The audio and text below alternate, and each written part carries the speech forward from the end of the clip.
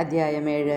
കിരിയാത്ത് ഏയാറിമിലെ ആളുകൾ വന്ന് കർത്താവിൻ്റെ പേടകം ഗിരിമുകളിൽ താമസിച്ചിരുന്ന അബിനാദാബിൻ്റെ ഭവനത്തിൽ എത്തിച്ചു. അത് സൂക്ഷിക്കുന്നതിന് അബിനാദാബിൻ്റെ പുത്രൻ എലയാസറിനെ അവർ അഭിഷേകം ചെയ്തു. സാമുവൽ ന്യായാധിപൻ. കർത്താവിൻ്റെ പേടകം അവിടെ ഏറെക്കാലം 20 വർഷത്തോളം ഇരുന്നു. ഇസ്രായേൽ ജനം കർത്താവിങ്കിലേക്ക് തിരിഞ്ഞ് വിലപിച്ചുകൊണ്ടിരുന്നു. അപ്പോൾ സാമുവൽ ഇസ്രായേൽ ജനത്തോട് പറഞ്ഞു, പൂർണ്ണ ഹൃദയത്തോടെ നിങ്ങൾ കർത്താവിങ്കിലേക്ക് തിരിയേണ്ടതിന് അന്യദേവന്മാരെയും അസ്താർത്ഥ ദേവതകളെയും ബഹിഷ്കരിക്കണം. നിങ്ങളെ പൂർണ്ണമായി ദൈവത്തിന് സമർപ്പിക്കുവിൻ, അവിടുത്തെ മാത്രം ആരാധിക്കുവിൻ.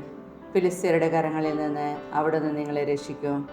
അങ്ങനെ ഇസ്രായേലിയർ ബാലിൻ്റെയും അസ്താർത്ഥയുടെയും ബിംബങ്ങളെ ബഹിഷ്കരിച്ച് കർത്താവിനെ മാത്രം ആരാധിച്ചു. സാമുവൽ പറഞ്ഞു, ഇസ്രായേൽ മുഴുവൻ മിസ്പായിൽ ഒരുമിച്ച് കൂടട്ടെ. ഞാൻ നിങ്ങൾക്ക് വേണ്ടി കർത്താവിനോട് പ്രാർത്ഥിക്കാം. അവർ മിസ്പായിൽ ഒരുമിച്ച് കൂടി വെള്ളം കോരി കർത്താവിൻ്റെ സന്നിധിയിൽ പകർന്നു. ആ ദിവസം മുഴുവൻ അവർ ഉപവസിച്ചു. ഞങ്ങൾ കർത്താവിനെതിരായി പാപം ചെയ്തു പോയി എന്ന് അവർ ഏറ്റുപറഞ്ഞു.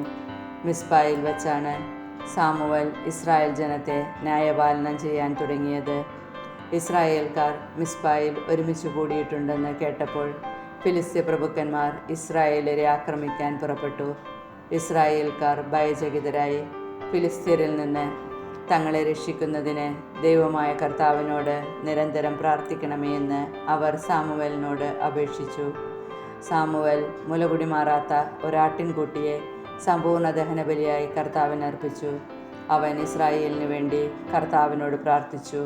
അവിടുന്ന് അവൻ്റെ പ്രാർത്ഥന ശ്രവിച്ചു. സാമുവൽ ദഹനബലി അർപ്പിച്ചുകൊണ്ടിരിക്കവേ ഫിലിസ്ത്യർ ഇസ്രായേലിനെ ആക്രമിക്കാൻ അടുത്തുകൊണ്ടിരുന്നു. കർത്താവ് ഭയങ്കരമായ ഒരു ഇടിനാദം മുഴക്കി ഫിലിസ്ത്യരെ സംഭ്രാന്തരാക്കി.